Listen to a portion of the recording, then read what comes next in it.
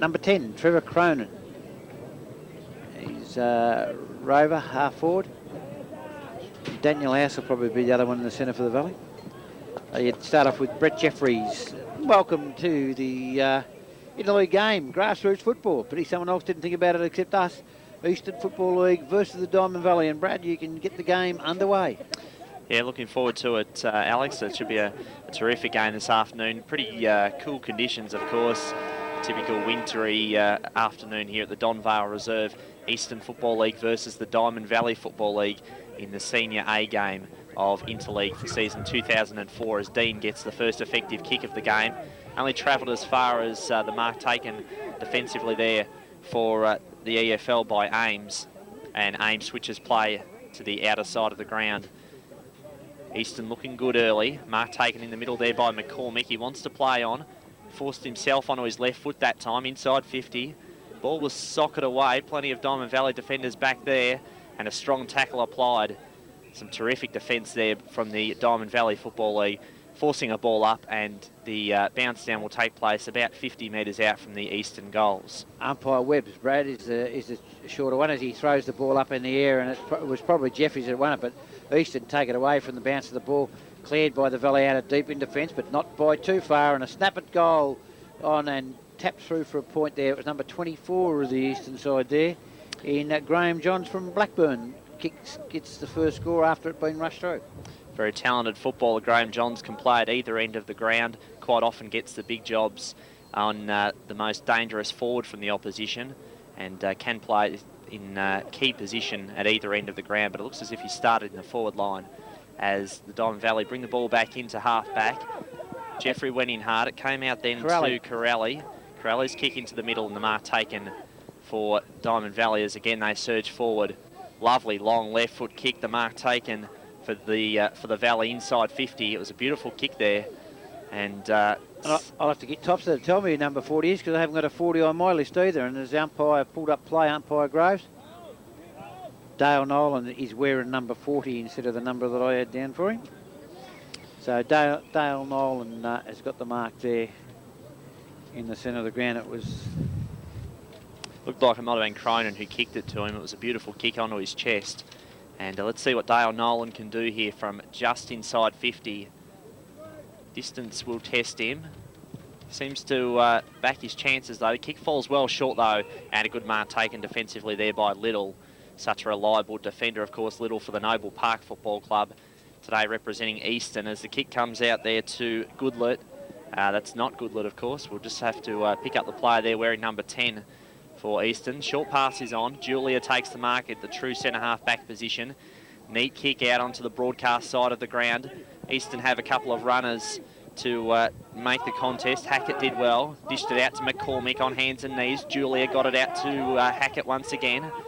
Little handball to Knight. Knight's underground handball. He wants it back, Dennis Knight. Crashes in, but he was felled by the pretty aggressive approach there from Diamond Valley. And Dennis Knight not appreciating the attention from his opponents on that occasion. It was Anthony Martello there who got in on him, and Dean Haydock. Okay, umpire Webb throws the ball in the air, and it's won by Jeffries of the Valley out the back to Jason Dean, but he couldn't take it. Ball back in under the pack, and umpire Webb will have no other choice but to come and ball in. On the point of the square, the Eastern District Football League 1 point are in control at this stage as they're in attack. The ball punched forward for him to the true centre-half forward position. Trevor Cronin at the back of the pack takes the ball for the Valley, breaks through and drives the ball down towards half forward, out in front, and a good mark taken by Dale Nolan. His second mark, he feeds it straight off to Dean Haydock. Dean Haydock, the Heidelberg, XL from Heidelberg player, drives it down to the half forward line, and it looks like Peter Cristoforo, the vice captain, I think he's at the Diamond Valley side today, takes a mark. And he'll kick from probably just, is that the 50-metre line we've got on this line, Brad? Yep. He'll kick from about 50 as he comes in. Just goes inside the 50. It's a long drop punt right to the tooth of the goal screen. A bit of a breeze there. It's punched forward. Easton, the only one who got anyone front and square there, and they take the ball away, and it was taken away there. It was Danny Lee who got the ball out, but it's Diamond Valley who come back in, take the ball. From half forward, it looks like Whitnell drives the ball long. Oh, Cooch gets underneath at the goal umpire. Puts up the two fingers. The first major of the game goes to the Diamond Valley. They're one goal. Eastern Football League 1-1. 1 point, rather. If the Diamond Valley are to kick a winning score this afternoon, who needs to fire for up forward for them? I mean, the two who just had a great deal to do with a player there in Cristoforo and Whitnell. They're both dangerous. They're not key forwards, but they take the pressure off Nolan, who will be playing at full at centre forward, and Singh at full forward. They're very dangerous up forward, those two, and long kicks. As Eastern District take the ball out of the centre, drive it to half forward, the ball punched away by the defenders at ground level. That's Eastern is first at the ball. They take it, and it's through, it was Johns once again, but he loses the ball now as the Valley come out, drive it to the centre wing, and a good mark taken out there by Daniel Heenan. Bomber Heenan out in centre wing and outer side of this ground, near the Barry Plant sign as he drives the ball towards half forward. Nolan in front, over the top comes Singh. He can't take the ball. Umpire Ethan Groves there touches himself on the bum to make his partner run forward as he pays the free kick to Singh, who's come down this year from the Northern Territory. Singh likes to go in short, lovely kick. He saw a teammate there in Cristoforo, and it was the perfectly weighted kick for Peter Cristoforo just to lead up to the ball and take the mark safely, and certainly within a kickable distance from goal. He'd give himself a fair chance from here. Cristoforo lines it up. Kick looks good off the boot. It's a great effort by Peter Cristoforo. Gets Diamond Valley's second goal, and they lead by 11 points. He looks like a pretty good kick. Obviously, you've seen a lot more of him than I have, but he looks like a pretty safe shot for goal anywhere inside 50. You get him inside, I was going to say, you get him inside that 50 line, and his whole mindset changes, Brad. He really does. So the Eastern forward line starved of opportunities thus far. Adam Slater down there, of course, as Julia goes up for the ruck contest. Taps it down to McCormick, who's been very busy early. Ball spills over the back. Chance there for Pepiat. And now it comes out to Grossman. Grossman goes for a run. Kicks up towards the wing. It's a 2-on-1 contest. Julia dishes it back there to Little. They combine again. Kick there from Lee. Danny Lee's kick hugging the boundary finds Dennis Knight. Good handball. They're off and running Eastern now. From just inside 50. It's a beautiful kick off the boot there by Donati. And has he got Eastern's first goal of the game? Yes, he has. Daniel Donati kicks his first, and a much needed one in these early stages. It's back to 5 points the margin. Eastern a 1-goal-1. Diamond Valley 2 straight goals. 8 minutes into the first quarter we are, and Donati last year basically pulled the Valley apart on his own. Well, he's a terrific player. He's a real burst player, and part of a premiership side, of course, for the Noble Park Football Club in Division 1 last year. Okay, we once again see the two ruckmen line it up, but it's won by Eastern. A beautiful tap down to the base of the pack as they drive the ball now through their player there in O'Brien to centre half forward. And the umpire comes in, but he said there's a free kick over the shoulder, and it looks like number 25. Is it Pepiat? Pepiat, yeah. Pepiat goes back. Pepiat looks one way, then runs into trouble, has to handball backwards. A little short pass into the centre of the ground. We'll find Fab Corelli. Corelli feeds the ball off. You're caught. No, he's ducked a tackle and got his kick away to half forward line. But getting in the way there is the Eastern defender in McCormick. McCormick drives the ball across to the centre half forward area at the back of the pack. They've got the numbers and they've fed the handball through, but Jeffries is able to stand for him. His handball wouldn't go back to Cronin, and it puts Eastern back into the line there through centre half forward. They go, and a great kick down there to full forward, and he finds Slater. Slater takes the mark. It was Donati again. I think it was Slater who took the mark, wasn't it? It certainly was. Yep, too strong on that occasion, Adam Slater, and again it was Donati who set it up for him. Sorry, Adam, I just took it on the size that it was him rather than looking at the number. Well, he's a giant of a man, isn't he? He's a massive man, and on that occasion he wanted to play on straight away, which it turned out okay. He kicked the goal. He's usually a pretty safe shot from a set shot as well. He obviously wouldn't have missed from that distance, but not wasting any time then. Adam Slater, second goal on the board for Eastern. Looks as if Big Slats might have kicked that one out of the ground. He's kicked it over the nets. He's not only kicked the goal, he's kicked it over the nets, over the tile roof, and away it goes as the Rob Peake, the team manager for the Eastern side, sends all his reserves on a run to get them warm while the umpires go looking for another ball. Craig Brady be too tight to have another ball ready, wouldn't he? So Ryan Cassidy, Gavin Vassallo and the other player there, Dan Harders for East Burwood, warming up on the interchange. And Vassallo, like Donati, like his Noble Park teammate Daniel Donati, very exciting player who had a big day out in last year's Interleague match. Umpire Webb back in the centre, puts the ball down with a good bounce. It favours Jeffries. Jeffries tries to get it out the back to House, but it's taken away there off the half-back line by, it looked like Haydock. Haydock's ball goes out wide. They've got the numbers out there, the Valley, but they're over the top of the ball. And the umpire have no other choice but to come in and pay a free kick by the looks of it. What for? Would be your guess as good as mine. They centre the ball up to Brett Jeffries. He handballs it off to Martello. Martello drives it down long to Singh, and Singh read it better than his opponent there in Shears from East Ringwood. And Singh, as I said, playing lower plenty in the Diamond Valley this year, down from the Northern Territory. Wouldn't be enjoying the weather at the moment though. No, he wouldn't. He looks to me like, just what I've seen of him so far, pretty talented player, but he's got a good build as well. Very solid player, hard to match up on him, I would have thought. Yeah, he could actually play on a half-forward flank very lively and at ground level as well. So, but tall enough to play a key position. And, yeah. As you say, very hard to match up. It comes in from 30 metres out. Should be no problems for him, but as I say that, you always put your foot in your mouth when you say that, don't you? And it's all tied up here at 2-1, 13 apiece. Eastern versus Diamond Valley. So the ball to be brought back in for Eastern by, looks like Vassallo then kicking it in, and it's a lovely pass onto the chest of Donati. Donati wants to play on. Gave it to Taylor, who slipped over at the critical moment. Running into an open goal was Whitnall, but he's kicked it across the face of goal and out of bounds there in the forward pocket. Should have been a bread and butter one for Whitnall then. His brother last night playing his 150th, and young Whitnall there should have been able to do better with that, but it's out of bounds, and once again Eastern will have a chance to clear it. They go in with the ball pushed out of the ruck, and a point snap there. It was Jason Doon who forced the Eastern ruckman out of the ball and kicked the point to put them back in front. 2-2 Diamond Valley, 2-1 Eastern Football League. Hackett, Ben Hackett from Mitcham brings the ball back in. Elects to go straight up the middle. Not a bad kick that time. Spills over the back. Handball came from Jeffrey, fisted away by Donati. Haydock. Heavy collision on Haydock there, came from Little. Ball spills over the back now, chance here for Knight. Had Stalazic as his teammate on hand, but it's going to come back to Daniel Donati. Free kick paid behind the play there. And so Donati, who's been lively early and has already kicked one goal himself and set up another one for Slater, elects to go in short this time and hits Marcus Bazaglo on the chest.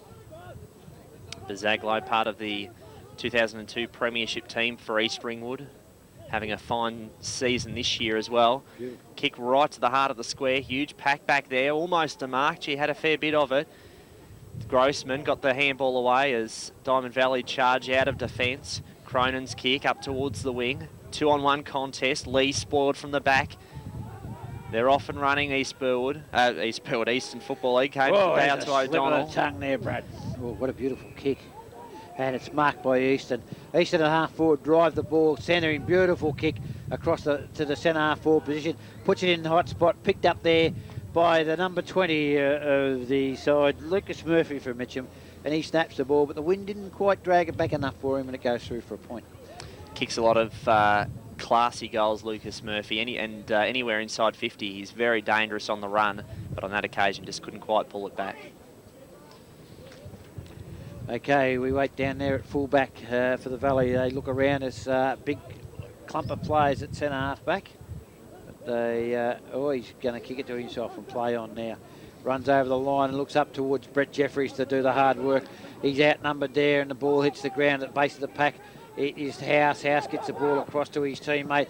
It goes back in the centre there to Nolan. No, it's not Nolan. He can't be number 2 because he's number 40. It's taken at the base of the pack and pushed into the ground. Umpire will come in and ball it up.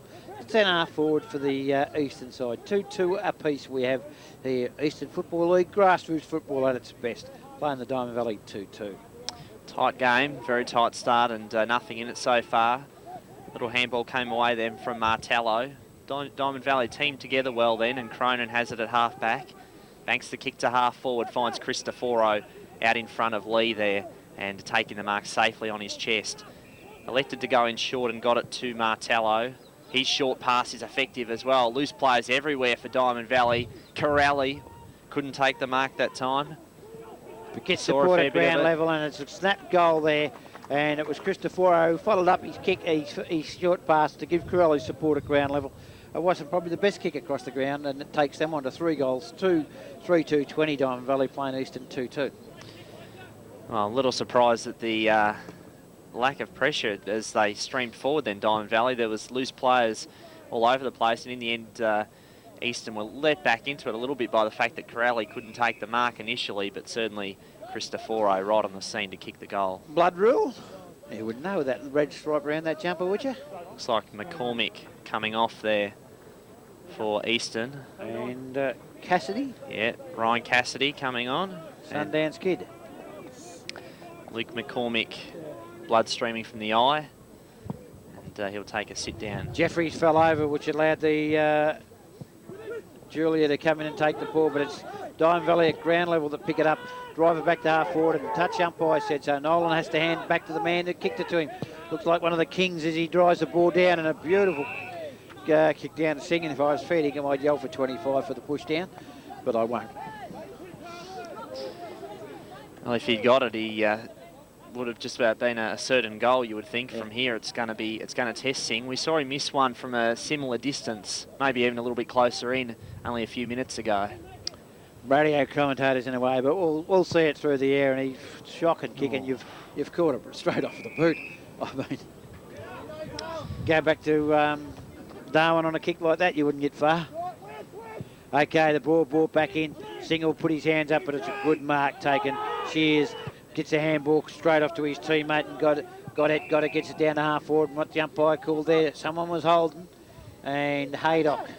Smith medalist from Donvale Valley a couple of years ago, played junior football at Alton, but plays senior football now with the Heidelberg Football Club. Dean Haydock at the half-back line goes for a little chip pass into the centre, and he finds his teammate in there, and we'll pick up who number 2 is, because it's not Nolan. As they drive the ball down to Nolan, Nolan gets pushed under the ball, and a good mark taken behind him by his opponent there in Bazaglo takes the ball, lovely kick down to half forward, from half back to half forward, and that's how I like to see players kick the ball true and along, and that's what grassroots football's about. And marked by Murphy. Murphy centres the ball up towards centre half forward. Getting back there is Slater. Can the big fella pick it up? No, he can't. It's taken away from him there. It looked like Grossman. Grossman gets the ball out to Groen.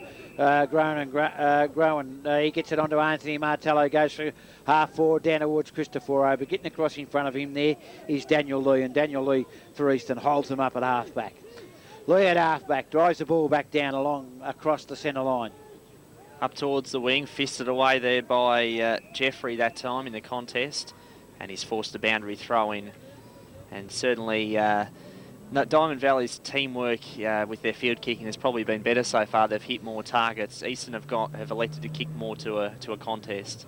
Okay, the ball comes into the back of the pack, and your robbery right there, but brilliantly taken out the back there by Eastern as they keep forcing the ball forward. He's caught, he's just a dribble and kick away.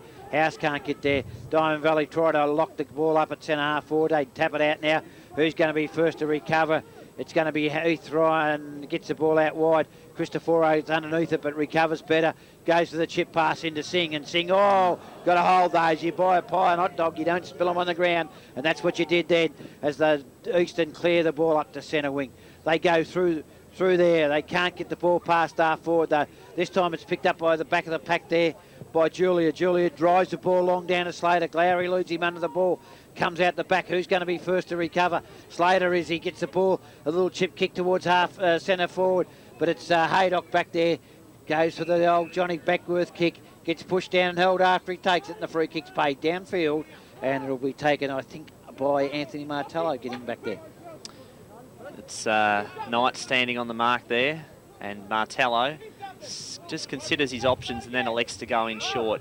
The mark taken at half back for Diamond Valley. That's a risky kick. Gave Hart a good look at it, and Simon Hart charged out. He got a free kick paid there against Howes, and Simon Hart, the recipient of the free kick. It was a poor effort then on that occasion from Diamond Valley coming out of defence, but a lovely kick this time by Hart, and he's hit his teammate there in Stelazic, it looks like, on the chest.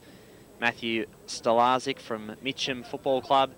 He's an exciting player and a real opportunist, but can also lead out and he can be a good mark and kick forward as well. Let's see what Matt Stolazic can do from about 40 metres out. He's usually a pretty good finisher, typically, and on this occasion the kick looks good off the boot. Has he snuck it home? He certainly has. Great kick there from Matt Stolazic. It gives Eastern their third goal, and once again scores are all tied up, 3 goals to apiece. Dying stages of this first quarter, in fact right on the quarter time siren, and at quarter time there's absolutely nothing in it. 3 goals to apiece. Eastern Football League 3-2-20, Diamond Valley Football League 3-2-20. After an exciting first quarter, we're set for a thrilling second term.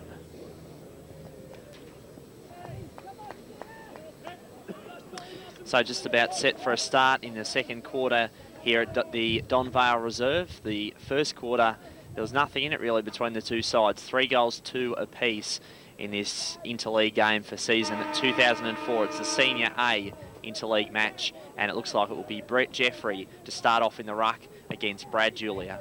As they go down, Julia wins the first tap. He wins at the base of the pack with the kick off. McCormick was smothered.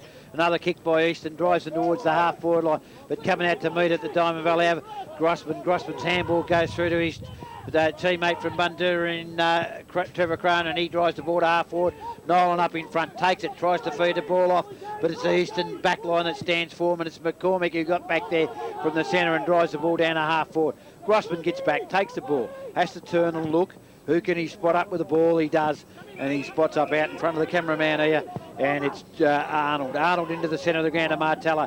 He goes down, Martello, can't control it. It comes up, and Easton try to drive the ball forward. They do to send half forward with a handball. They get it out back wider here again. If he'll turn around and give me his number, it's Cassidy that has the shot for goal, and the first quarter comes up very, very quickly. And if I looked at the clock there, I would be able to tell you how many, but it's 4-2. 26 playing 3-2-20, Eastern Football League in front.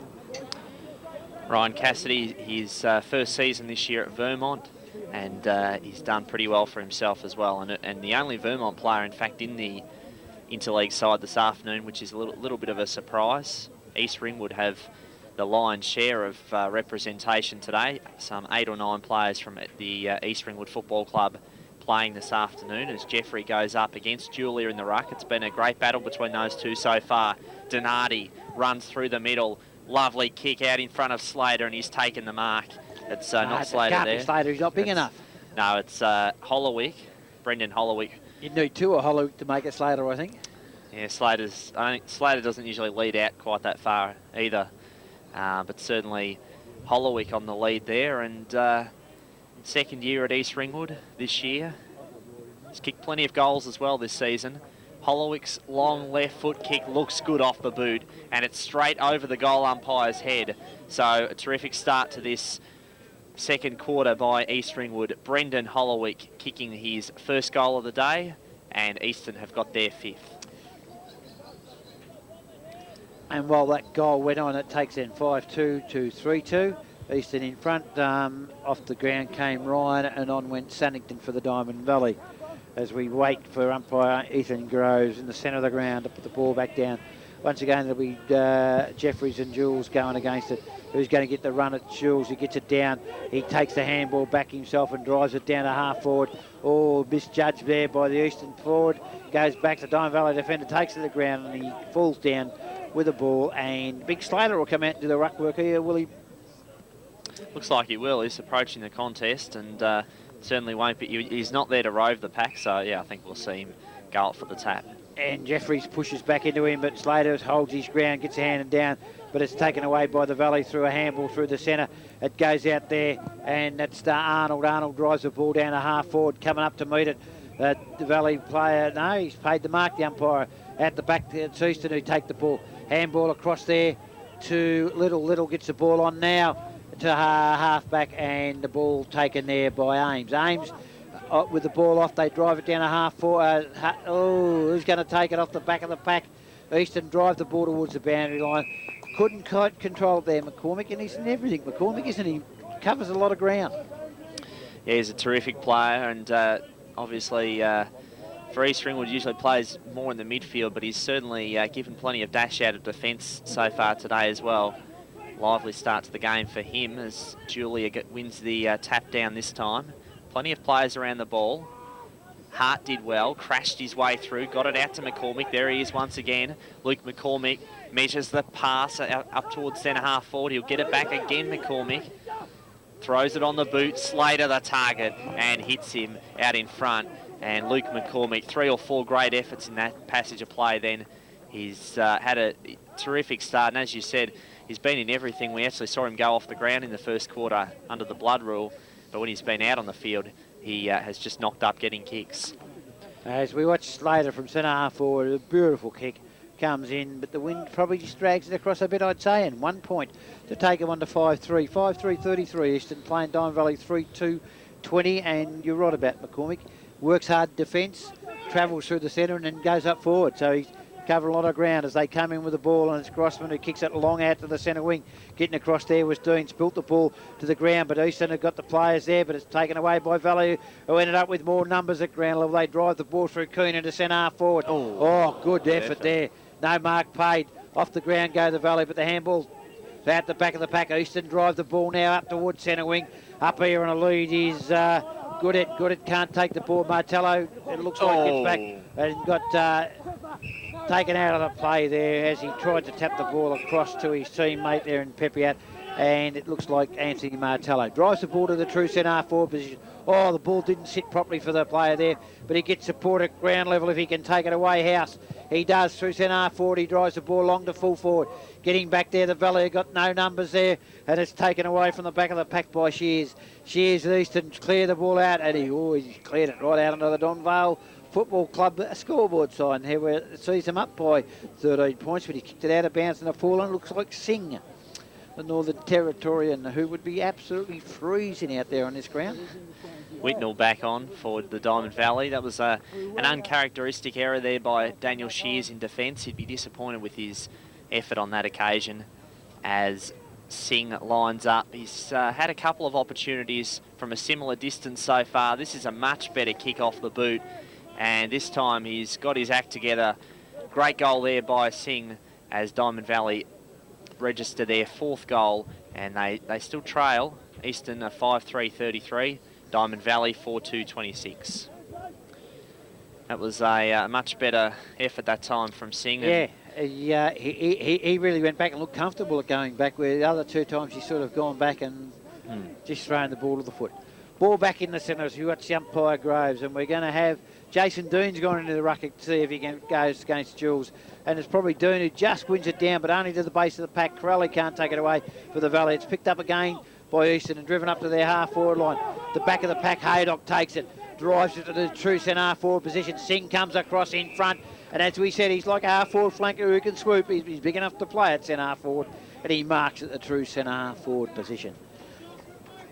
Gavin Vassallo warming up on the interchange, ready to come on for Easton as the change is affected. Matt Stalazic coming off the field. Singh has gone back, right back to the centre circle, basically. And we'll line up the breeze here. What's it going to do, Brett? Well, I think he'll... I'll back him to kick it from here, actually. Comes in from just outside 50. It's a funny drop punt that just gets touched in the last line of defence by the Eastern side to take the Diamond Valley on a 4-3.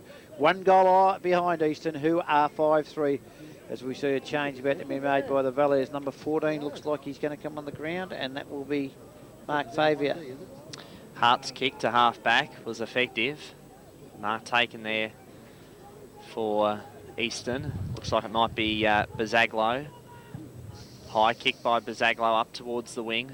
Dean contesting there with Johns, and it's forced over the boundary line. So boundary throw-in to take place. 6-point lead to Eastern at this stage. A very competitive first half so far as Dean goes up in the ruck against Julia. The free kick goes the way of Eastern.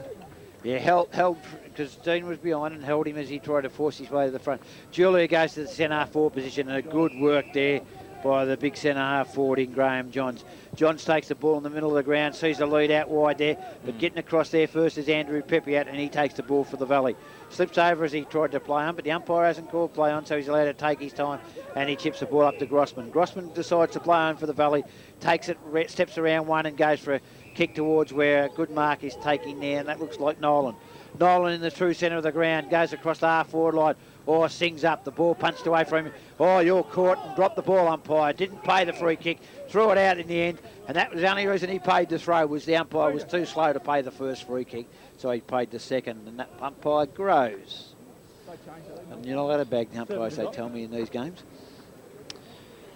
Ruckman on and off. Yeah, Julia coming off for a well-earned rest, you have to say. He's rucked very well in the first quarter and a half. Dan Harder's the player to come on. A short pass into the half-forward line. Should have went for goal from there. Cristoforo couldn't mark it. Tries to go around the boundary line. Gets a kick away. Gets pushed over the boundary line. And the umpire says it's out of bounds on the full, because as he got pushed, he kicked it.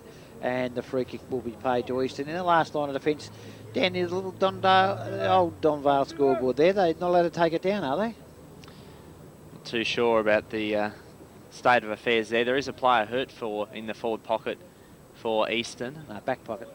Sorry, in the back pocket, just where the ball is right now. Just getting to his feet slowly, and it looked like it might have been Simon Hart. Number 18, I think it was. Well, that's Bazaglo. Oh, that Bazaglo's got dark hair, so it can't be number 18. So Hart has the ball in the back pocket. Cristoforo standing the mark. High kick by Hart up towards the wing. Good effort to mark initially there by Hackett. He got to the front of the contest, but just couldn't quite drag it in. And once again, a boundary throw in, broadcast side of the ground here at Donvale Reserve. Dean goes up in the ruck.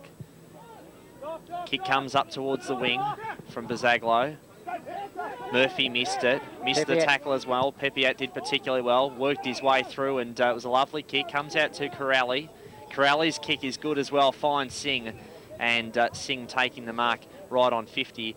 And it certainly seems to me that those two players we saw involved there, Fab Corelli and... it was Keenan who took the mark, who handballed off to Corelli.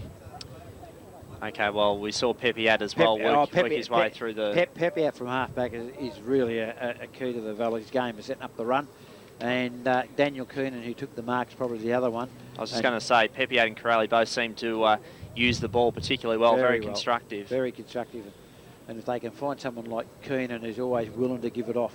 Singh, we've seen him kick one from out wider and miss a couple from in closer, so he's right on his limit as he sends a drop punt down. Good kick. Geez, they just clapped from behind the goals before it was halfway there. As Daniel House comes off the ground here, and I've done that before to you, Daniel, and I'm going to replace him. Looks like Blair Harvey into the centre of the ground. Two Heidelberg teammates there. It takes it on to, I think it's about 5-3 apiece, isn't it? I think, yeah, scores pretty well level now. Yeah, 5-3 apiece, nothing in it. Midway through this second quarter as Dean goes up in the ruck. Now it looks as if Dan Harders has gone into the ruck. Corelli takes the ball, gives it off to Martello. Martello goes for the short pass to Cristoforo. He gets support at ground level by Keenan. Corelli kept running down the ground, gets a kick it deep into the forward pocket. Getting back there is the Eastern defence, and it was number 12 there in Hart. Hart got it out wide. They now drive the ball up to centre wing, but dropping in is Anthony Martello. Chips the ball straight back into the forward line. Under pressure, Singh goes up, spills the ball. Eastern defence stands firm brilliantly and drives the ball along to the centre wing. Haydock hides his man off. The ball hits the ground. Who's going to come up with it? They dive at the ball, hit the ground. He's got to take the ball. McCormick shows them. Grab the ball in your hands and kick it. Drives up to half forward. Grossman forces his man out, get it away. And it's Keenan. It falls through for the Valley as he drives it down. Once again towards Singer Nolan. Over the top come the Eastern forwards and defenders rather, and they drag off the ball there. Number 14 for the Valley, and Favin Hooks has come on this quarter. He's out deep on the half-forward flank, decides to centre the ball up. Brett Jeffries back there. He tries to go back and take the ball. Can't take it. Good tackle late as they try to break out of the pack, the Valley, but it's taken out of the back of the pack there by Taylor of Easton. He kicks the ball to the scoreboard where we see 5-3, 33 apiece tied up on the scoreboard as we have gone probably halfway through this second quarter. If we'd been clever enough, we would have taken the time, wouldn't we?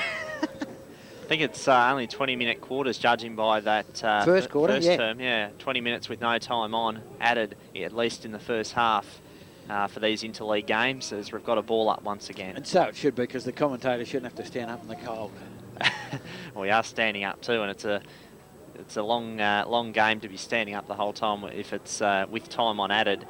But the big pack converge around the ball for the ruck contest. Quick kick came clear, up towards the wing. Dean did well from behind, couldn't quite drag in the mark. Murphy also did well on hands and knees. Got it to Vassallo, on to Dennis Knight. Knight's kick up towards 50 now. Great opportunity here for Eastern. They run into an open goal. The kick's gone across the face. Plenty of Diamond Valley defenders back there to clear. Grossman's kick hugs the boundary, and he found it well, and that was a pretty educated kick there from Grossman. Kicked it in with the off spin to bring it back out. Yeah, he gained plenty of distance for his side, and then still found his intended target, which of course was the boundary line. Eastern win the head out at ground level. They can't pick up the ball. It's Martello who wins it, gets it out to Keenan. Keenan goes over the top to Whitnell. Whitnell goes inside to Corelli. Corelli runs to half forward, sees a lead across the ground there, and picks out his teammate, Mark Fabian. And look at those radio guys there. We just put this on tape for you, Craig, to mark down. They've got chicken, champagne, beer and pies over there while we're working in the cold on top of the roof. That was Corelli again who set up Favren there with another good pass. Oh, he's missed that one, I think. He might have just snuck it home, I think, in the end. Yep, good kick. Diamond Valley take the lead. 6-3, 6-3, 39. 1 goal in front of Eastern, 5-3, 33. So Fab Corelli certainly doing plenty of damage with his passing by foot, and on that occasion set up Mark Favren for his first goal of the game, as Diamond Valley making another change. He was played in the premiership side last year, Fab Corelli, for West Preston Lakeside, and also won the Diamond Valley Best and Fairest medal. The ball goes down in the centre. It's going to be Dean who wins it for the Valley. Punches it towards centre half forward, but it's the Eastern backman who come up, take the ball away. It looks like McCormick. I think I've picked him up.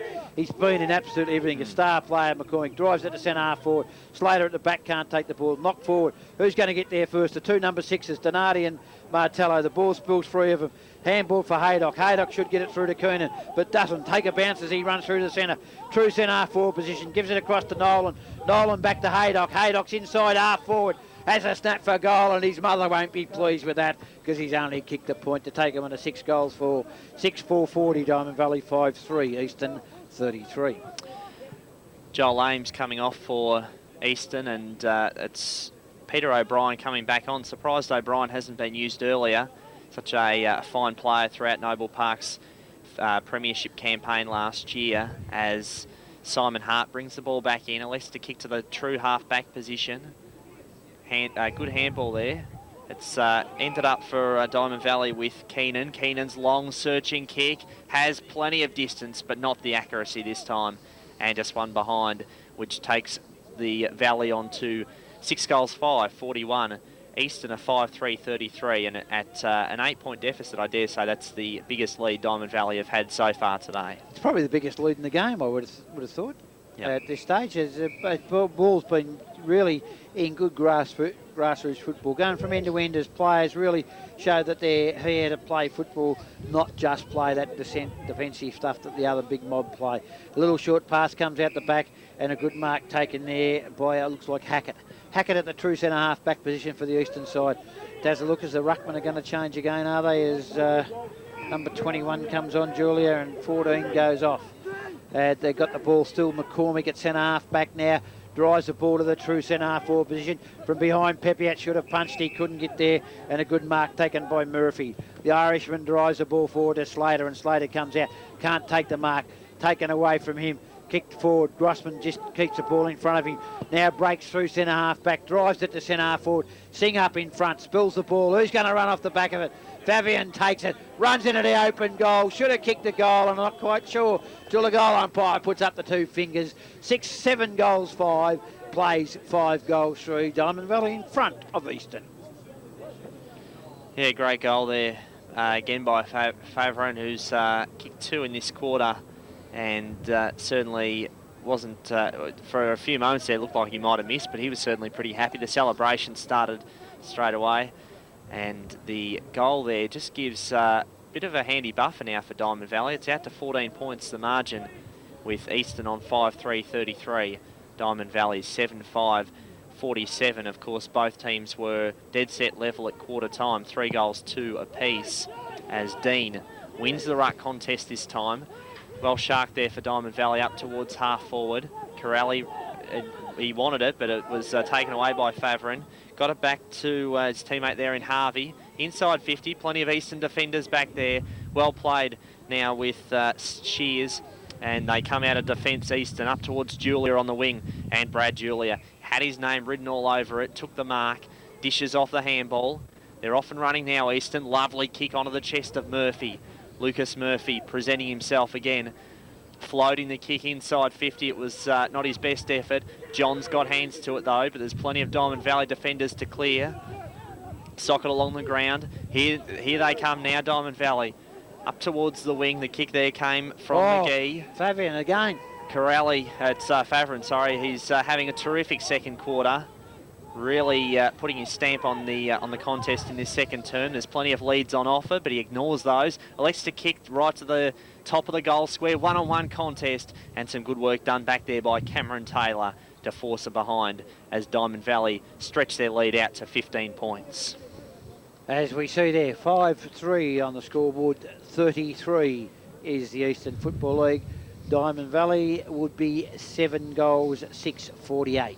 As we see the Eastern fullback just as the short pass straight up the centre of the ground, and he's found his teammate there in O'Brien, it looks like, from this distance.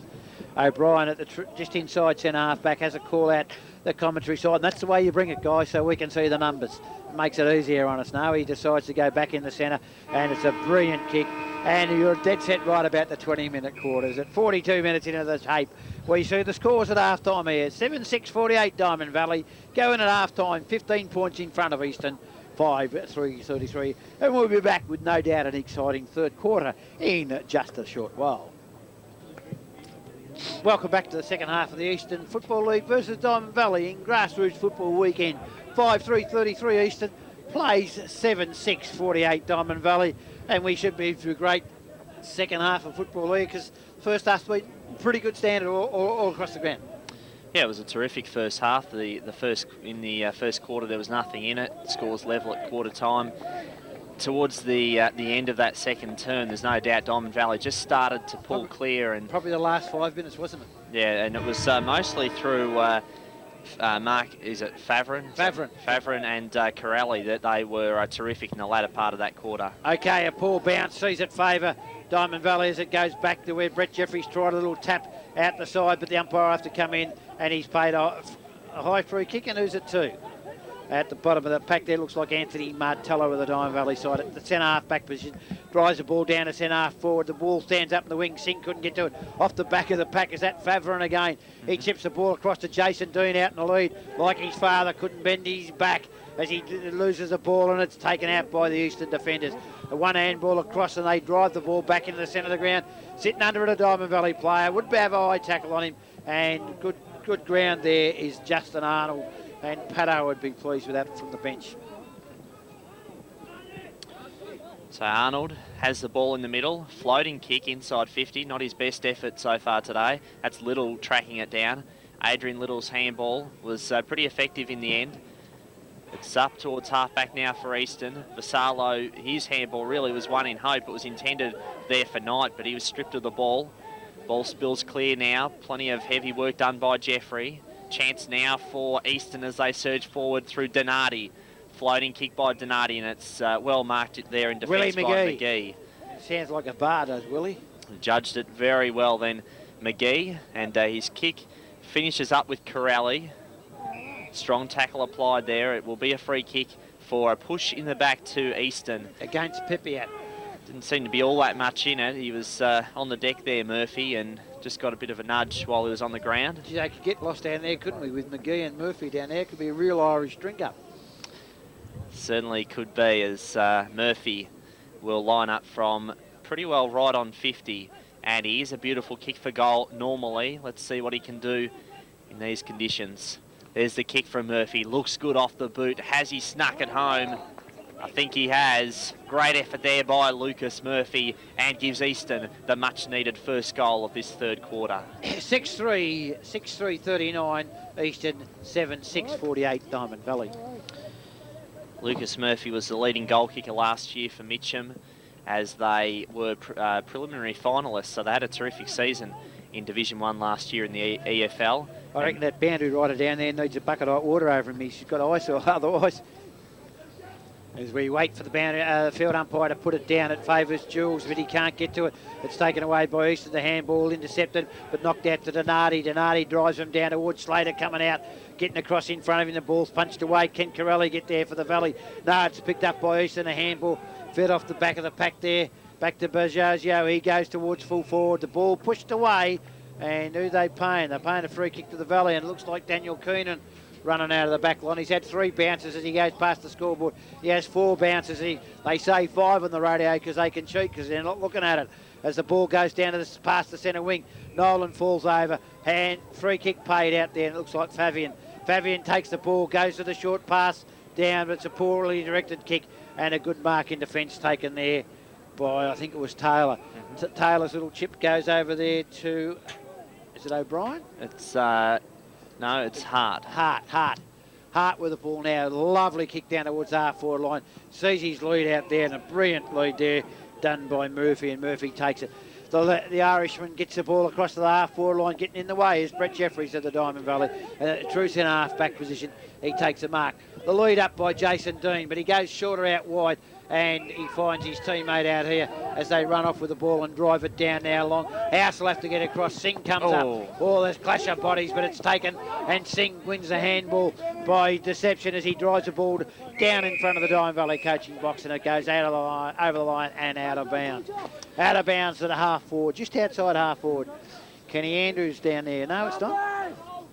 It's Pato with a smiling face, the assassin himself.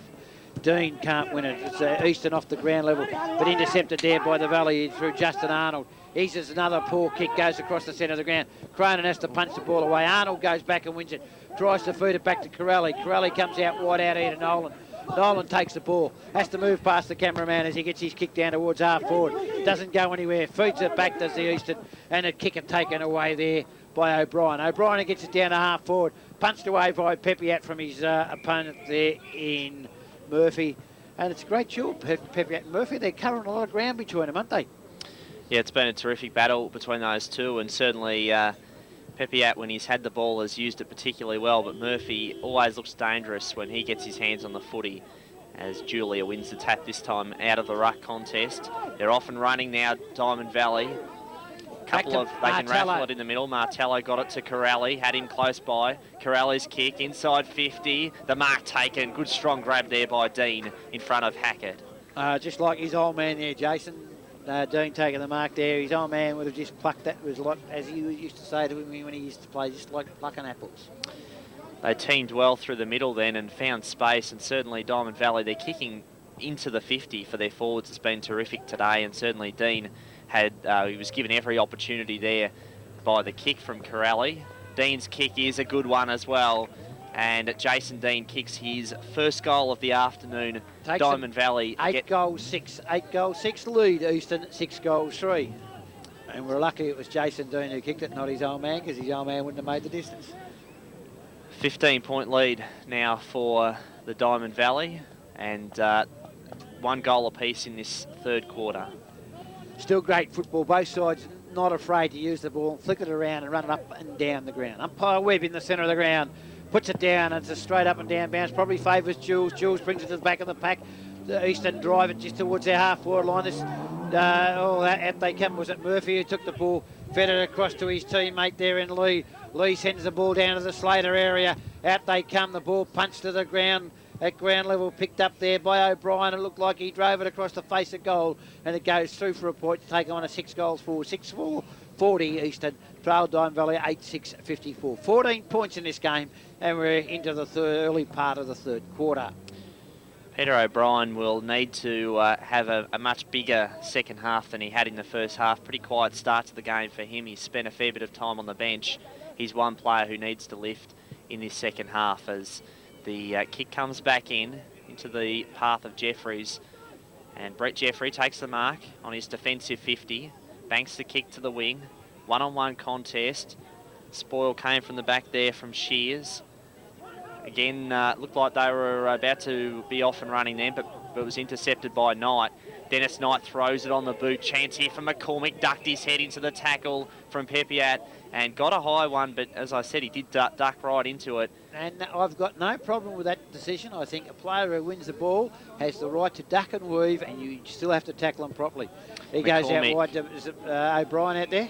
Yeah, it's Vassallo running into an open goal, and he's made no mistake there, Gavin Vassallo. In fact, he's off target. Gee, he normally nails those. On that occasion, he was just off target, Gavin Vassallo, and one minus score on the board there for Eastern, which takes them on to 6 goals, 5-41, trailing the Diamond Valley, 8 goals, 6-54. Okay, going back to take the kick out this time. They've changed it around a bit, I think. Not the normal fullback. As it was Whitnell as he brings the ball down and he finds Trevor Cronin at true centre half back position. Little Rover's taken the ball. He now looks to the outer side of the ground where down the lead is Peter Cristoforo, but he couldn't get there because the mark chipping across was Danny Lee, and he's taken a great mark. They clash, nothing dangerous in it, but Lee coming back with the flight of the ball, a courageous mark to take, knowing the pack was running down on him. Change made for the Diamond Valley with Arnold off. Yeah, just Steve Saddington coming on the field. I think just about the first time we've seen him today.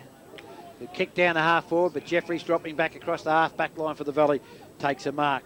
He goes for the handball across there, and they run on now with the ball through the centre of the ground from behind. You can't do that if you're forward. You've got to be in front. And Easton, centre half back, takes a good mark. He drives the ball, a brilliant kick out towards half forward. Out comes Slater, but he once again was behind it. Allowed the Valley fenders in Pepiat, bringing it to the ground. He's now got the ball caught, and that's holding the ball. Couldn't get it out, Pepiat there. Slater stood over him, and he's a big man to get the ball away from, and he was able to hold it in. And he'd be within his kicking distance, wouldn't he, Sluts? Well, he doesn't usually get this far out to have a shot at goal, but I probably wouldn't back him from here. Okay, he goes with a long kick. I'm glad you didn't back him because it's reached all the way to the goal square, and Jeffries is back there, and Brett Jeffries takes a good mark in the last line of defence. Pepiat's still holding his head as Jeffrey goes out with a shocking kick, but Grossman makes the best of it and takes a mark. He goes for the handball over the top to Trevor Cronin. He's got to get the ball on. It looks like House there. House comes inside to the run of Saddington, who just comes on. He goes back to House. House goes up to, it looks like Whitnell. Whitnell turns the ball back into the centre of the ground to Martello. Martello with a look away handball. He wasn't ready for it, the big fella there in Nolan. Nolan goes out wide there. It looks like House. He's fallen over the House, and they've got him now and tackled him. That's holding the ball, the umpire says, and I think that's a crap decision if it's holding the ball. No, it's been paid the way of Diamond Valley. Yeah, I thought so, because I don't think he was ever impeded. He kept on rolling and moving it, and he was grabbed high. So he gets the resultant free kick. Half forward, too far out for Daniel. I taught him as an 11-year-old in the side, so I can tell you it's too far for him to kick a goal. Well, that's maybe why he dished it off with the handball. Thumping long kick might have been from Whitnell to full forward. Big pack converging. Knight tried to get it. It was taken away there by Martello. Gave it to his teammate there. Straight across the face. The mark taken by Nolan. He got it then from Favren. And, those two players, Martello and Favren, combining again and setting up this potential goal for Nolan. You'd expect him to kick it from here. What's he like in this sort of situation on a slight angle? I'd rather have him 45 out directly in front. This is no worries, of course. Even you and I could kick it from there. For sure. But whether we're accurate, and he might be in you and my type accuracy range. Nolan comes in 25 metres out, and I told you. Gee, just stabbed at the kick, really. Yeah, just tried to guide it. You can't. You've got to have the confidence to kick through it from there. He takes the Valley on to 8 goals 7. 8 goals 7, 55, playing 6 goals 541 as a fullback with a lovely kick out to the centre of the ground and a good mark taken in there. Handball straight up to Donato, who came running through. He drives it long down to Slater, and it looks like him coming out there as the earth rolled when he hit it. So we know it was a big earthquake man himself. Takes the mark, 25 metres out, and unlike Nolan, I've got no problems about him kicking this. Terrific play from Easton. Started with the great long kick out from Hart, then Donati working his way through the middle, and a lovely pass hitting Adam Slater on the chest. as Slater's kick for goal looks good off the boot. And it is a goal for Slater. He's kicked his second goal of the day. It's been a while between drinks for him, but he's finally got his second. And the margin now back to just 8 points. That was the best and most promising foray forward for Eastern just about of the whole game, coming right from the full-back position all the way down to Slater, who finished off with a good goal. 7 goal 5, plays 8 goal 7, and you did set right there. I mean, they had total control from full-back to full forward and through the goals. Ball back in the centre. Cassidy back on for Eastern as the margin is 8 points. 8 goals 7. Diamond Valley leading Eastern 7-5-47. Thumped out of the air there by Julia. Plenty of Diamond Valley players again. Comes out to Whitnall. Throws it on the boot, Whitnall. Seeing the target, couldn't take it. Chance there at ground level for Taylor. Little handball came from House. Did he throw it out? The umpire said he did. Paid against House there. And the free kick to go the way of Cam Taylor, who has a couple of options on. Teammate, his East Ringwood teammate, Danny Lee, wanted it, but Taylor elected to kick to the true centre wing position. Good mark taken there by Crowan, who immediately wants to play on, doesn't waste any time, and finds, looks like it might be House again with the ball, who's certainly been prominent in this third quarter, starting to find plenty of the football, Daniel House. And too far out to score from here, you would think, but certainly... Oh, definitely. There's 2 kicks for Daniel House from there. He'll kick it to about 30 metres out from goal. Singh couldn't take the mark. Ball spills clear. Plenty of Eastern defenders working hard. They team well together. That was pretty well played. The tackle applied there on O'Brien, and he's received the free kick. High tackle according to umpire Webb, as O'Brien takes the ball at the full back line, kicks it out. Martello will come across and try to spoil. Just gets a hand to it. Eastern have got the run on the ball there. Can they take it? They get it out. He's pulled off the ball. It comes back out through the centre of the ground, but the Valley got Corelli at ground level. He gives the ball to Keenan. Keenan tries to knock it to Martello. Martello makes the best of it, but kicks into the man in front of him, and Eastern are able to drive the ball back. And that looked like Lee. Lee kicks it out to half forward. Who's going to get across there first? Grossman takes it, plays the defender's game, and takes it straight to centre, to the centre wing on the outer side, between the half back line and the centre wing for the Diamond Valley. And it's out of bounds there in front of the Audio Centre. Audi Centre, Doncaster sign. In it comes the ball, high in the air from the front. It looks like going to be a House that takes it away for the Valley. A shocking handball inside. Goes there, but they get the kick down a half forward. Nolan comes up, can't take the ball. Allows Easton to slip the ball back through the centre of the ground, and they'll come back there. And once again, he's had a few kicks. This Danny Lee, he's driven the ball down a half forward, and a brilliant kick. On the lead, who's he going to go for? The ball, he's gone out wide under the scoreboard, and I can't pick who that is. That's Vassallo. He takes the ball now, and it's a brilliant kick, but I think he might have just hurried himself. Distance was never no worries, but why he hurried, I'm not quite sure, and he's hurried himself. 7 goals, 6-48.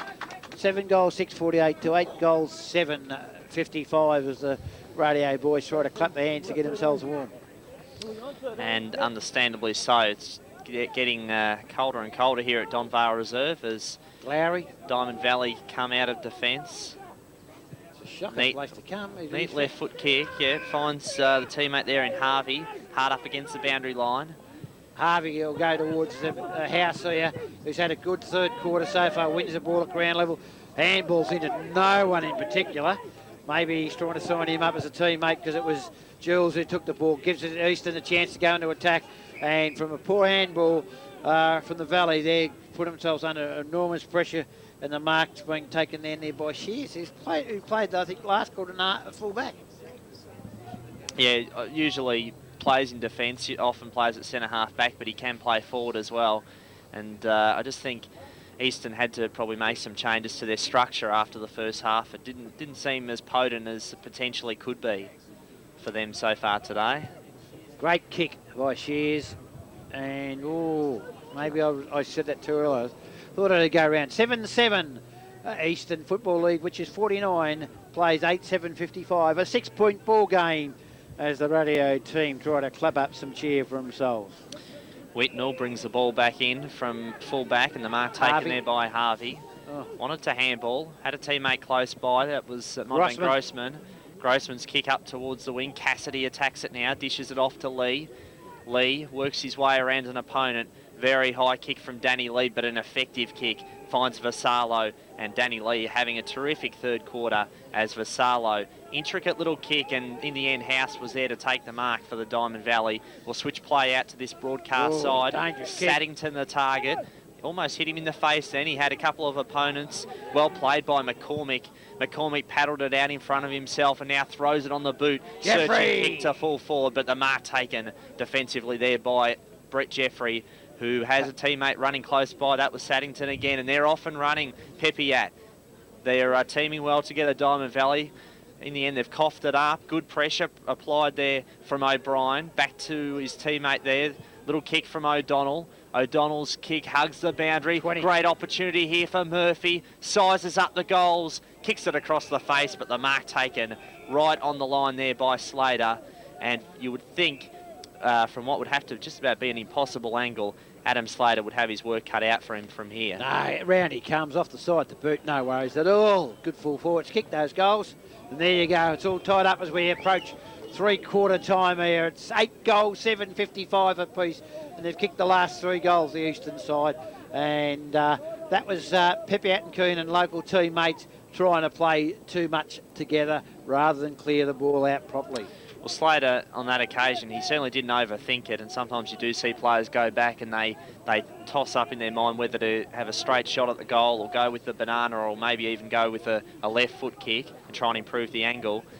Slater didn't waste any time, took the mark, went back and immediately went for the banana kick at goal, and certainly he is good from banana alley, better than most. Okay, Jules once again wins the head out in the centre, but it's now picked up by, it looks like House there. He loses the ball at ground level. No umpire's going to come in and pay it up, and it wasn't House, it was of course Harvey. They both got blonde hair. To pick them when they're doing the same thing. We must be playing time on in this quarter, I think. As we see the ball in the air, punched out the back there by Jeffries, but it's going to be punched back by Jules. It's knocked on further by Easton to half forward. They'll take the lead here as they snap the ball around their body towards centre half forward. Slater can't take the mark and it goes over the line, off the hands for a boundary throw-in deep in the forward line. 8-7 apiece, 55 as we approach the three-quarter time. Thingo, and we've gone just over the 20 minutes. So as I said, time on must be being played in this quarter. Boundary throw-in, right up against the behind post there in the forward line for Easton. Slater went up in the ruck. Clearing kick came away, but it was marked by O'Brien. Peter O'Brien fires at the goals, and it's a great effort by O'Brien. He's made no mistake and kicks the goal for Easton to put them back in front once again. 9 goals, 7, 61 now, the Eastern Football League leading the Diamond Valley. 8 goals, 7, 55, and that was Peter O'Brien's first goal of the afternoon. As Vassallo comes off for Easton and Matt Stalazic back on. So the interchange, certainly both coaches from both teams have really given the interchange a good working over, plenty of rotations, everybody getting plenty of time in the action as Julia goes up in the ruck against Jeffrey. Ball spills clear, chance there for Bazaglo over the ball, had House in opposition. And temper's just starting to fray there with Corelli and O'Brien. How could the little man get the big man over the shoulder? O'Brien takes the free kick, banks it to centre half forward. Fisted away there by Pepiat, came off hands to Stalazic. High left foot kick to full forward. Slater couldn't take the mark. Grossman found the boundary with the kick and did well then, Grossman, as we'll have a boundary throw in just around from the scoreboard here at the Donvale Reserve, which reads Easton 9 goals, 7, 61, leading the Diamond Valley 8 goals, 7, 55. We wait for the ball to come in. Oh, the ground level Easton win it brilliantly. Caught with the ball. Umpire says play on it. Comes out to where House gets another kick for this quarter. Drives it down to Nolan. Nolan can't get to the ball first. The bounce is going to favour the defender. He goes back with the handball backwards. Easton now with the ball from centre wing. Drive it to the true centre half forward position. Oh. Jeffrey gets a push. Pushes the other man into the ball and he takes a good mark in the end. And that is Murphy, is it? No, not this time. I think it looks like Shears.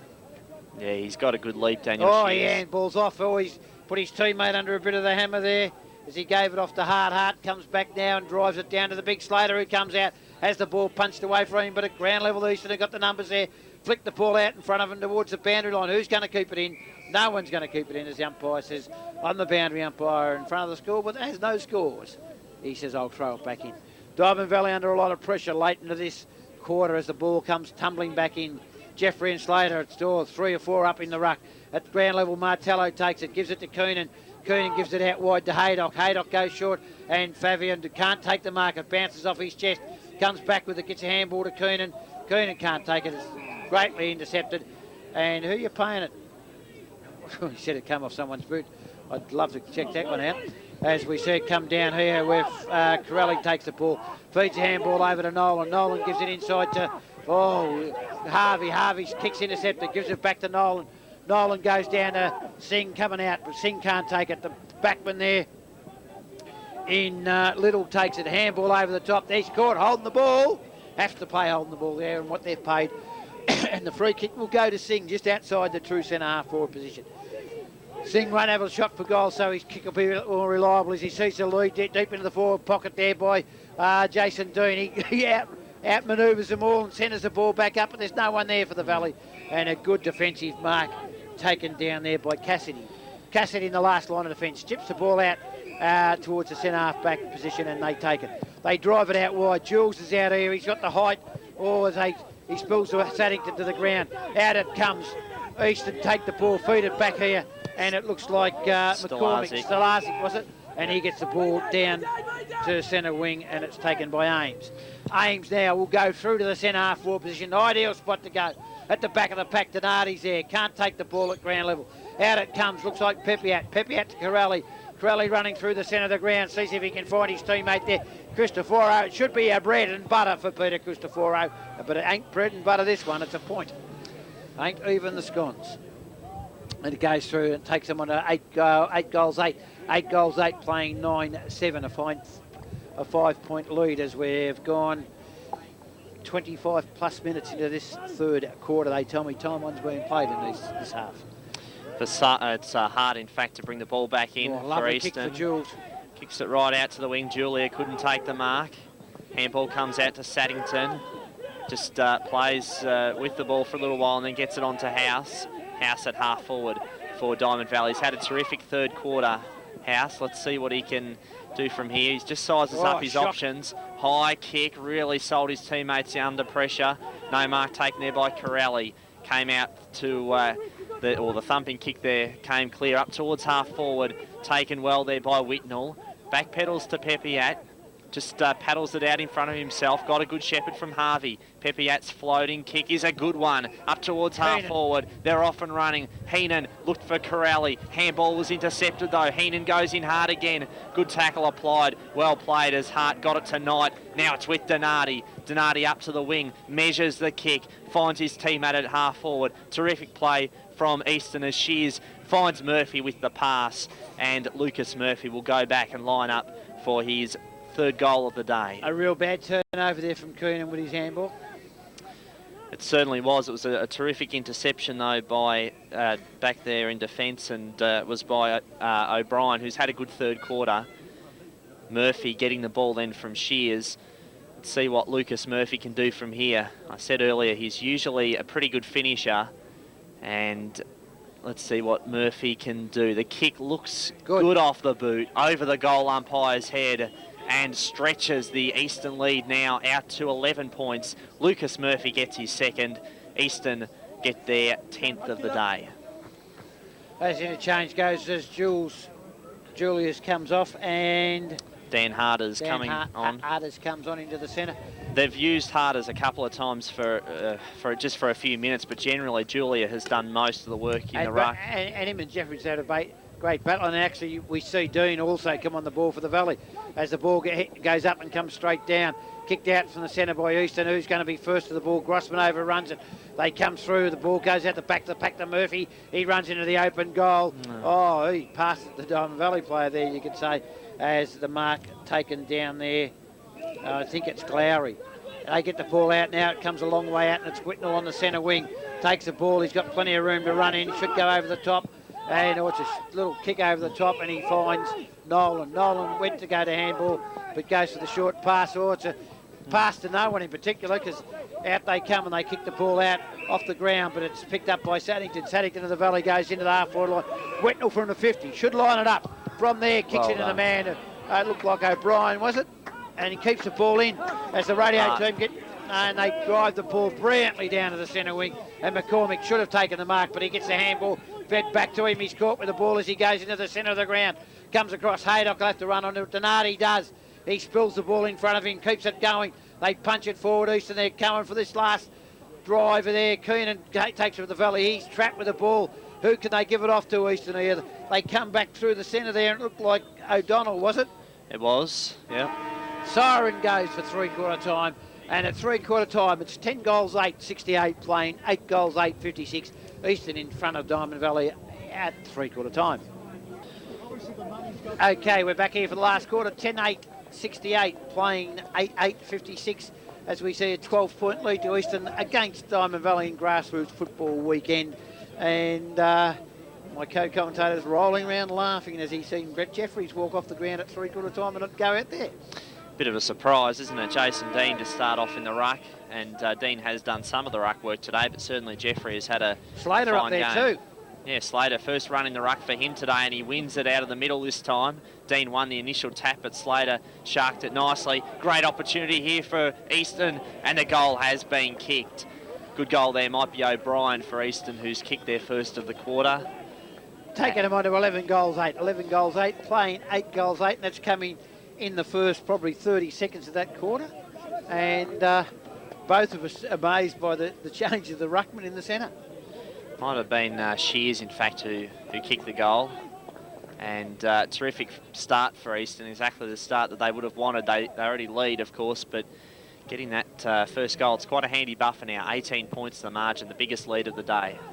Okay, Dean wins the second knockout. Martello tries to take it out of the centre. He can't. The ball goes back. Easton win it quick across half back. They now take the ball and drive it back towards the centre of the ground. Keenan from behind will have to punch. The ball hits the ground. Easton have got the numbers there, and they drive it down, and a mark taken there brilliantly by Murphy, who gave the handball off. They tap it down. Oh, Donati ends up being smart enough to pick up the palm on, and he kicks another goal. Gee. And there it is in the first minute of the game. In the last quarter, they have blown a 12-point lead out to a 24-point lead as they go in a 12-8 playing 8-8.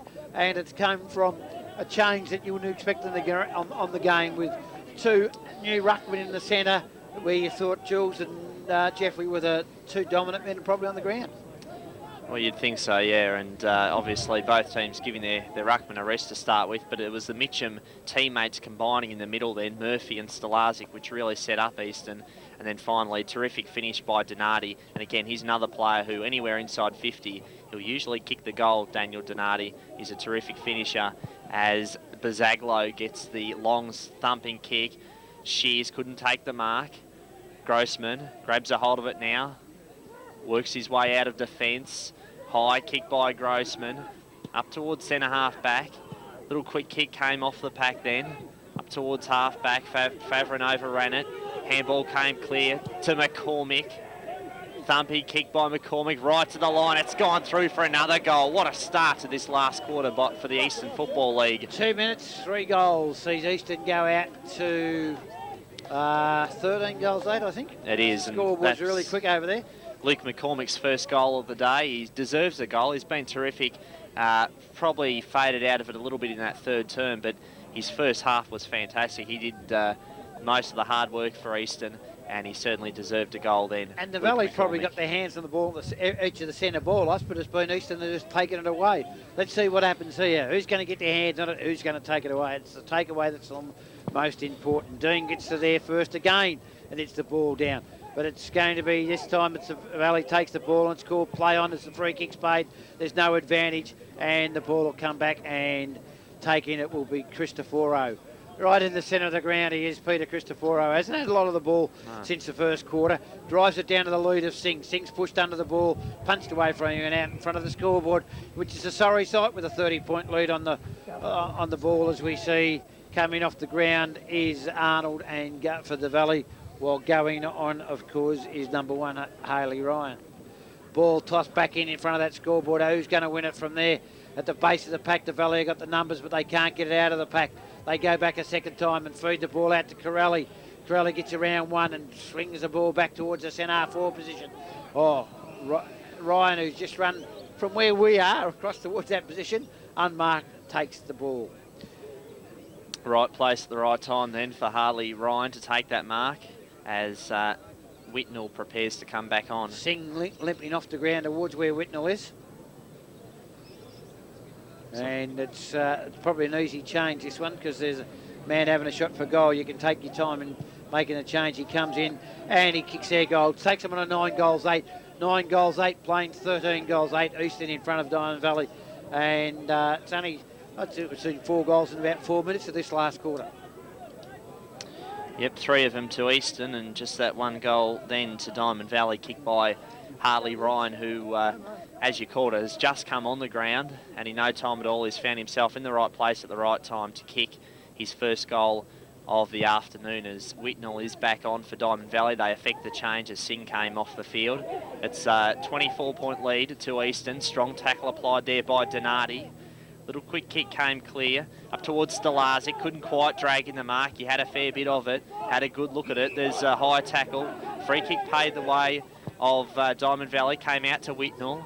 High kick to centre half forward. Bit of a push out. Little wanted the free kick to be paid, but it wasn't paid. And the mark stands to Nolan. It is Nolan for Diamond Valley, and your wish looks like it's about to be granted with the big ruckman Brett Jeffrey about to come back on the field. Yeah, I can't understand.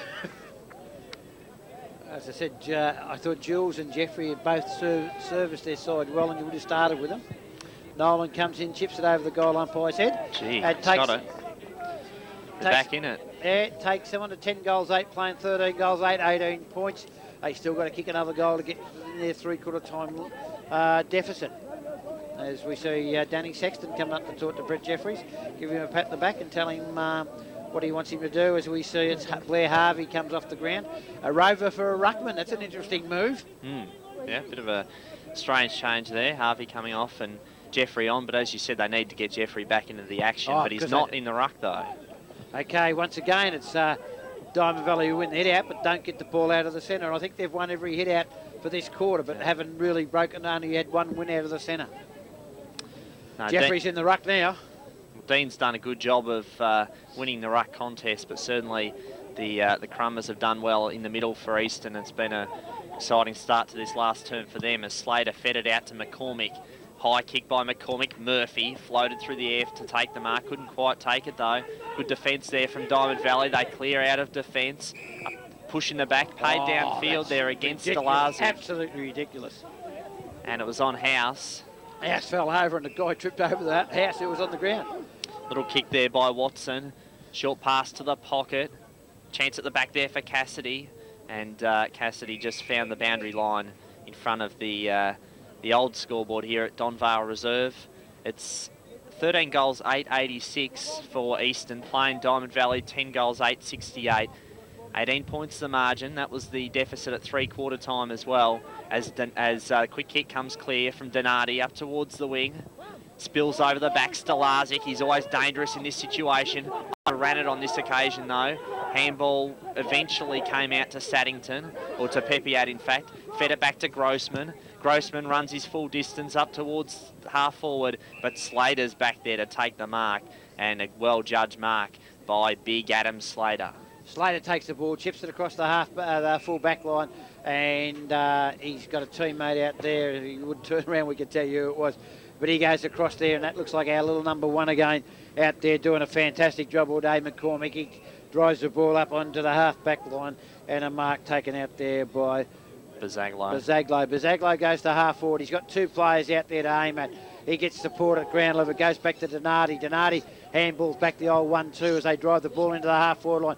Getting across there is Brett Jeffries. Spills the ball to the ground, but he needs extra hands on the ground, not just a big fella trying to chase it down. And off the ground, they were able to take it and drive it forward. Glary forces it over the line through for a point to take the score to 13 goals 9. 13 goals 9 Eastern, playing at Diamond Valley 10 goals 8.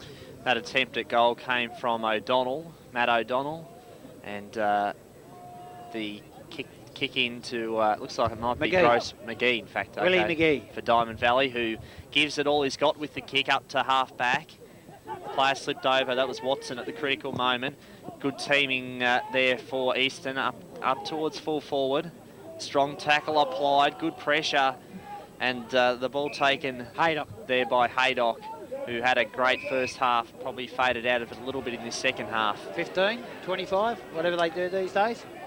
Penalty paid there against Stalazic. He's not too happy about the decision, Matt Stalazic. Haydock, the recipient of the 25-metre penalty, and now he goes in very short, intricate little kick up towards centre-half back now. Pepiat runs it nicely, neat kick. He always uses the ball well and again hits his target right on the chest.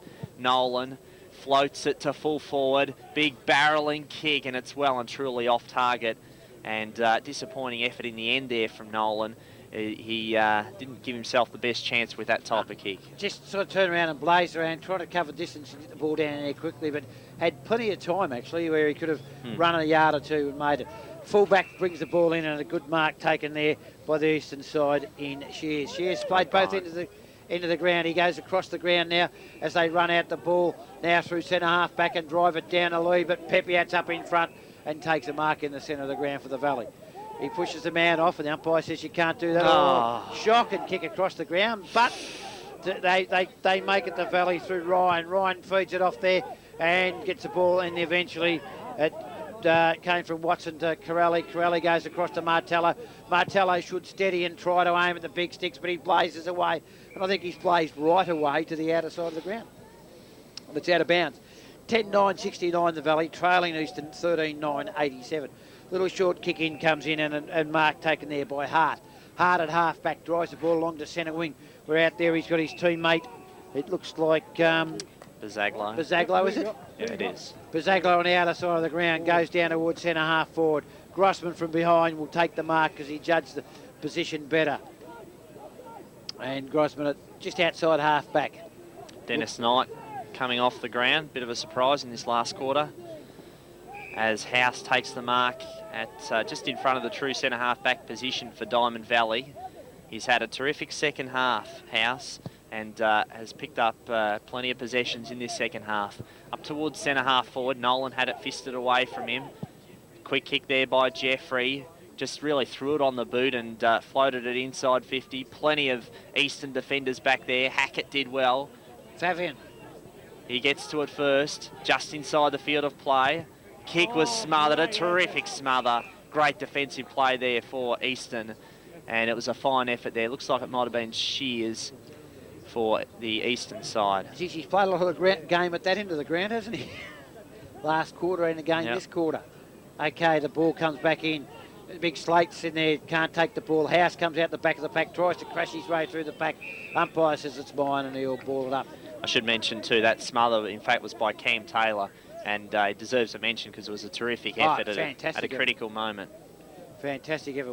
Went at the ball and was always in danger himself at the way he went at it. Slater brings the ball to the back of the pack, but it's House who gets there, tries to give it off to Martello. It's intercepted. Easton come out with the ball, the old 1-2, get it up towards centre wing, but Jeffries, who we can't understand was off the ground, goes with it, goes across the ground, trying to find Trevor Crowan. He can't take the ball. It falls over Whitnell at the dangerous time and allows Donati to get up. He takes the ball on a dangerous kick into the half-forward line, and he finds his teammate there across half-forward. It looks like number 15, I think. Hollowick. It is Brendan Hollowick, who's kicked one goal today. That was in the second quarter. And has generally been pretty quiet otherwise. He hasn't had too much of the ball up forward this afternoon. Brendan Hollowick, he's had a fine season for East Ringwood. Not his best game this afternoon, but he's usually a pretty good set shot for goal. And that looks to be no exception. Lovely kick by Brendan Hollowick. Kicks his second, and that brings the margin back out to 24 points.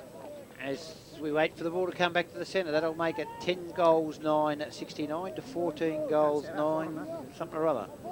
93. 93, yeah. An even 4-goal margin. And Tim Watson off for Diamond Valley. Steve Saddington back on. Saddington's been pretty good when he's been out on the ground. He's had a fair bit of it, but he seems to have been on the bench a fair bit of the afternoon.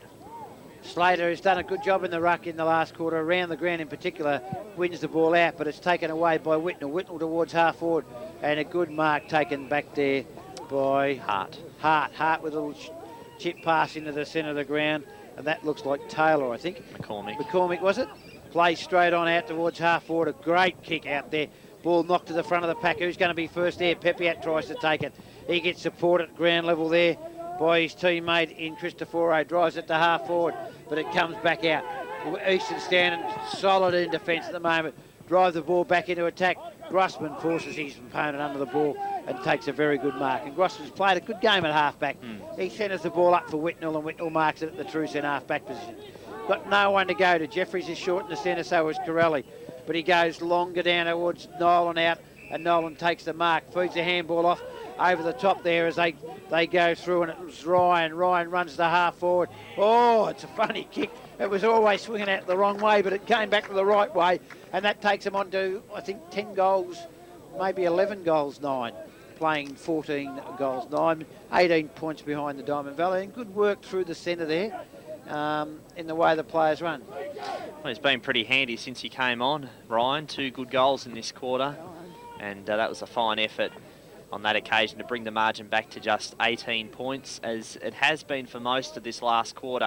A couple of times Easton have started to kick clear, and then Diamond Valley have just reeled them back in to some extent, but the margin is still 18 points. Easton in control as Slater wins the tap. Comes out this time to the player there in Lee, Danny Lee. Elects to go in short, has O'Donnell. O'Donnell takes the mark at half forward, runs his full distance, now kicks from 50. High kick to full forward, Hollowick flew, so did Shears. Vasalo's there as well, he was well wrapped up. Ball spills clear, and Diamond Valley come out of defence up towards Jeffrey. Dishes it off to Keenan. Keenan's kick, under plenty of pressure, floats it up towards Dean. Dean tapped it back brilliantly there, and number 18, I think it was. Yeah, Cristoforo, who's been pretty quiet really since the first quarter, but that was a good goal by Cristoforo, and now the margin just 12 points. So Diamond Valley, they're definitely not out of this contest. They've worked their way back into it after it was some 5 goals the margin early in this last quarter. Yeah, good work there. I mean, they attacked the ball, and Dean, who started off in the ruck, and was able to get his hands to it just to tap it out, playing it full forward.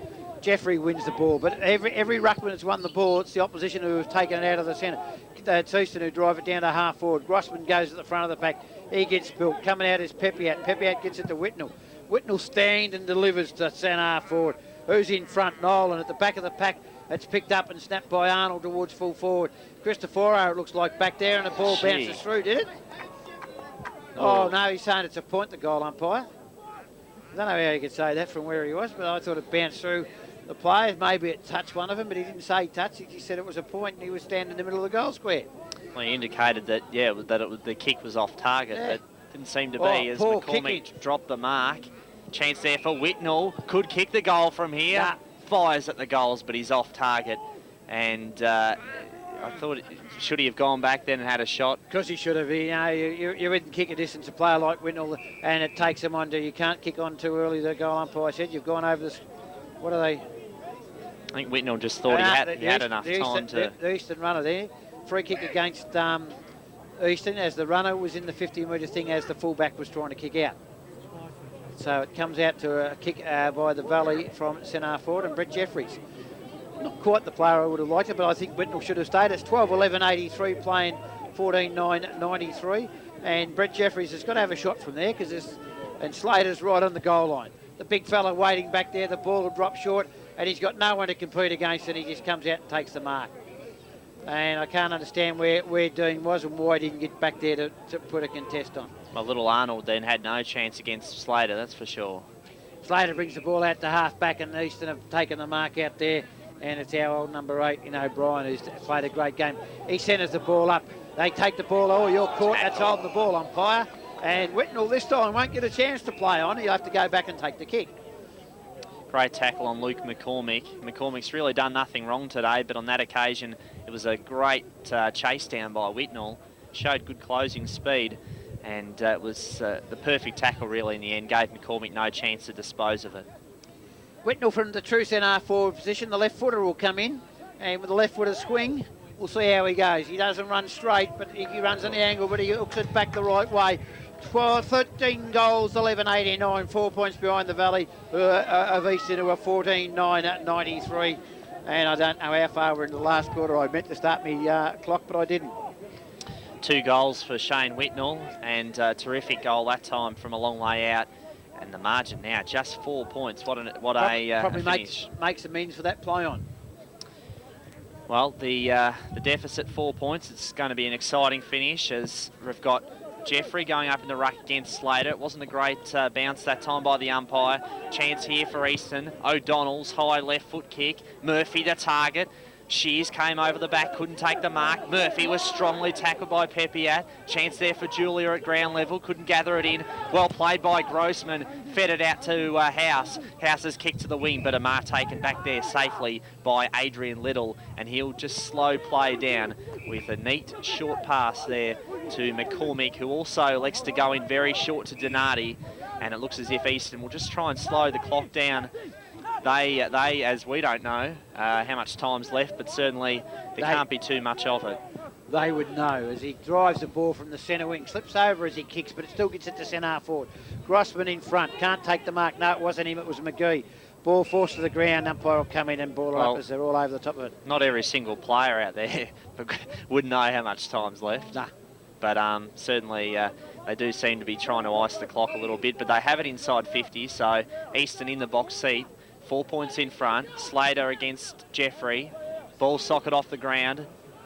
Haydock gathers it in well. He did it particularly well. Measures the pass now. Up towards the wing. They're off and running. Ryan throws it on the boot. Searching kick. Saddington running back. It carried over his head. Easton will steady. The handball just carried over the head of Taylor that time as well, and he misses the tackle now. Well played by Arnold. Got it to Nolan. Beats the tackler. Fires at the goals. What's Nolan done? He's kicked it straight across the face of goal and out of bounds for a throw-in, with Easton still leading by 4 points. Slater's got to run all the way down the ground as he goes through centre half back with the boundary umpire's got the ball on his hand. You get there with Dean as he's opposing ruckman. Slater for Easton goes at it.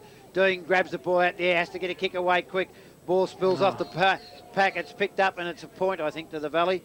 Kicked there by, it looked like Saddington down there, and that takes him 3 points down. 14-9, playing 13 something or other. 13 goals, 12 now for Diamond Valley. 3 points the margin as Simon Hart will bring the ball back in for Easton, and certainly he's surveying the scene, considers all his options, and then elects to go in very short to O'Donnell. Matt O'Donnell. He also goes in short. That's a good kick in the end. Found Cassidy. Still in their defensive 50. Cassidy short kick, effective. It's marked there. Looks like it might be Murphy for Easton at centre half back. The leads are on offer. No one really offers a decisive lead. In the end, O'Donnell is forced to take the mark again on the wing against House. Plays on quickly, O'Donnell. Up towards Murphy. Grossman worked hard to get back to the contest. Did well. Just inside the field of play, Cassidy attacks the contest. Haydock was strongly tackled by Cassidy, and Easton wanting holding the ball, but the umpire thought nothing of it and will ball it up. Watson on, Cronin off, and a quick interchange there as we see a ball up. Going to happen in right on the 50-metre mark for the Eastern side. They need a goal here, and they know they've got the game. As they force the ball forward, and it's kicked across the half-forward line for them. Who's going to be first there? They feed the ball up with a handball across there, running onto it. Can't take the ball. They do now. They've caught. Valley have taken the ball out. The handball comes through the centre to Corelli. Corelli will go over the top. Martello's in all sorts of trouble with a brilliant handball out into the centre. He finds Ryan. Ryan goes with a 1 bounce, 2 bounce. They say kick it long. Is there anyone down there? He goes to the goal square. Oh, off the hands it spills. And we've got a 2-point ball game on our hands. It's 13-13, 91 plays 14-9, 93, and a quick transfer of play where Easton looked dangerous to a point to the Valley. Well, how decisive have Harley Ryan's fresh legs been in this last quarter? He looked like the fittest player out on the ground during that passage. Nobody could catch him. It'd only been me and you who'd be fitter than him. There's the kick in from Hart. Slater they go to. Up towards Taylor at half-back. Slater was there as well. Ball carries over the back. Good pressure again by Cam Taylor. And once again, it was, as I said, Cameron Taylor was the player who affected the smother, intercepted the handball, and forced a boundary throw-in. Slater drifting off the pack as we see Jeffrey's in there. The ball at the back of the pack. Harvey, no, it wasn't. Come out the back. Martello on hands and knees, takes the ball, tries to feed it. Knew he only get home. from where he was, could only go one spot, and he did. He went to the boundary line. A 2-point ball game late into this quarter. Eastern trying to hang on here. Valley trying to range and attack as the runner points to where people should go. Jeffries takes it out of the air, just lunges the ball towards centre half forward. Who's out in front? Valley came up with someone at ground level. Arnold gets a free kick. No, umpire says against the Valley, and the free kick goes to number 19, is it? Hackett for Eastern, yeah, Ben Hackett. Ben Hackett will take the ball across half back. Will take his time here. Who's he got? Oh, he's going to go sideways with the handball. Now they kick the ball along the centre wing. Up they come. Jules is out here. Ball in punch to the front of the pack. Taken by Keenan. He feeds it inside to Martello. His handball's smothered brilliantly, and they come out now. Eastern as they drive the ball through the centre. Out they come. McGee will come up with the ball. Free kick paid as McGee plays on. And he drives the ball long towards centre half forward. Out they come. Who's at the fall of the ball? It's Donati. Donati takes the ball at centre half back and kicks out wide to the centre wing. Getting across there is, oh, brilliant play there. Zaglo forces the ball towards the boundary. No, he keeps it in. Gains another 25 metres, and a brilliant piece of play by Bazaglo. We've got a 2-point ball game. 93 plays 91, late into the last quarter. I was going to say the first quarter, but it's a bit... the radio team look there smiling. The man next to us freezing without any headsets. His ears are eyes. Boundary throw in, outer side of the ground. It was thumped down there by Jeffrey. A lot of players over the ball, and a couple of them appealing for holding the ball, but the umpire deciding against it, and he'll ball it 25 gone, they've told me, from the bowels of the grandstand. Okay, so 25 minutes gone in this last quarter. Can't be all that much time left, although there have been a few goals kicked in this quarter, as once again we've got a ball up. And I've mentioned it a couple of times already, but Cam Taylor's defensive play in this quarter has been sensational, and absolutely outstanding. He could well prove to be the match winner in the end, because he's certainly stifled a couple of potential goals for the Diamond Valley. As McCormick throws it on the ground, Pepiat's back there. His game has been outstanding as well. Gets around an opponent. Taylor. Neat kick up towards halfback. Mark taken there by Taylor. Into the middle. Oh, Good mark Martello. taken by Martello. Terrific effort, and just claimed it. Now finds Keenan. He plays on quickly. There's loose players on for Diamond Valley. Whitnell takes the mark on 50, and this time... He played on from a spot like that earlier and kicked a point. This time he's gone back as Pookie gets worried down on the boundary line. Well, he was running to his right side that time, and he would have had to have swung back on the left foot, and obviously decided that a set shot's the safer option. He's a good kick though, Whitnell. What's he done this time? Should have played on like Pookie said. He's kicked a point, so we've got a 1-point ball game.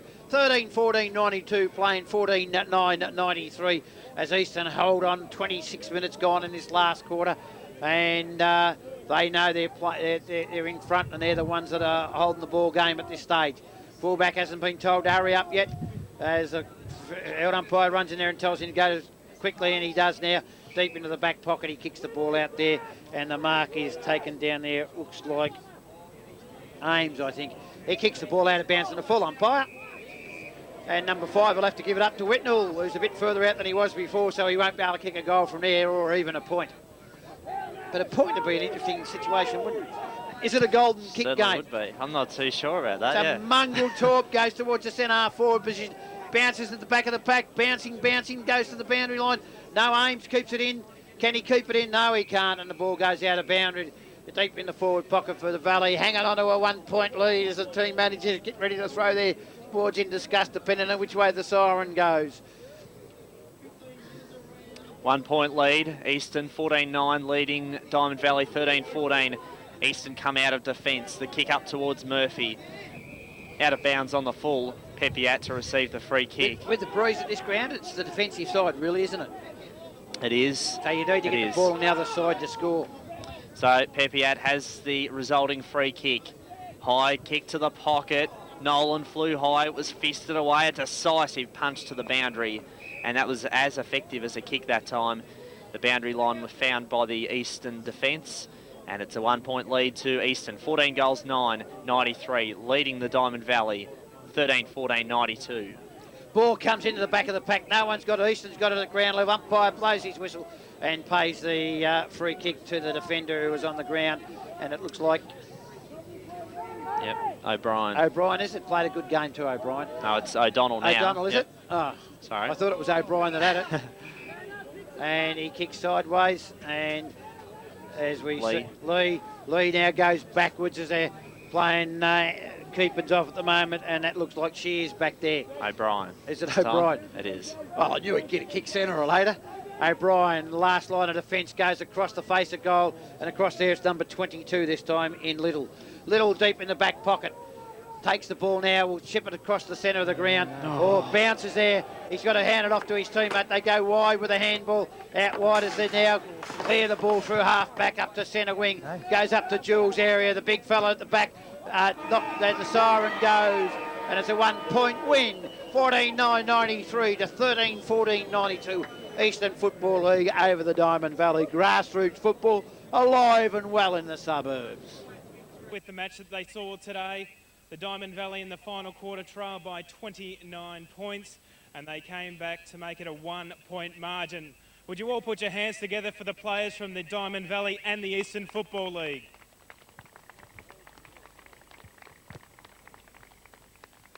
I'd now like to call upon the President of the Eastern Football League to say a few words, Steve Jones. Thanks, Anthony. Look, first of all, I just want to congratulate both teams on a terrific exhibition of footy today. It's been a wonderful game to watch. A bit tight at the end, a few of us with short nails as a result of that. But congratulations to both sides on a wonderful exhibition. Game was played in great spirit, and commiserations to the Diamond Valley, but what a terrific effort at the end to really come back and make a great game of it. What I'd like to do now is present the medal to the best player for the day. From Eastern, Luke McCormick.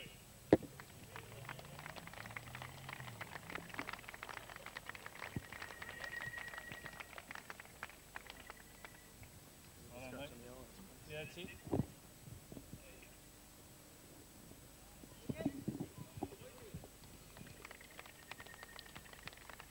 And now I'd just like to call on Roy Ward from the Diamond Valley, President of the Diamond Valley League, to present the trophy to the winning team.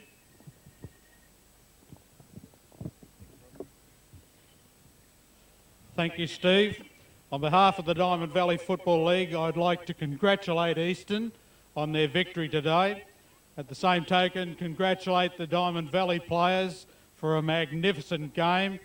It has been said to us that we have lifted the bar a bit, and I would agree. And the effort that we put in, we're very proud of you. Naturally, to Eastern, congratulations on your win.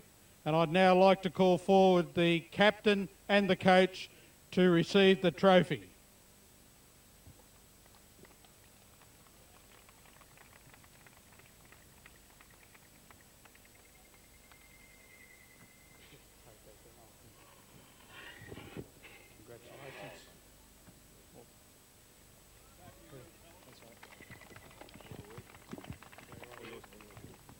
Nutsy will have a word in a minute. He loves to have a chat.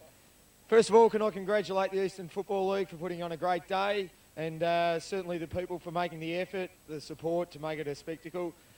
To the Diamond Valley, fantastic effort, and certainly from our players as well. As I've said to our guys over the last couple of weeks, it's a pretty big commitment to actually playing this game. It's easy to take the easy day out and go skiing like the Ammos do. So fantastic. It was played in great spirits, and certainly a good spectacle, and we'll take a 1 point victory. Okay, so thank you very much. Nutsy. Yeah, thanks, Nida. Just on behalf of the players from the Eastern Footy League, thanks to the Diamond Valley guys. Sensational game. It was nail-biting at the end, but we got the points. Well, not the points, but we won the win. Well done to everyone. As Nida just said, it's a commitment to all of us, Diamond Valley and Eastern Footy League, to come out here and play today. It was a fantastic game. It had great support from everybody, and we thank you all. Thanks.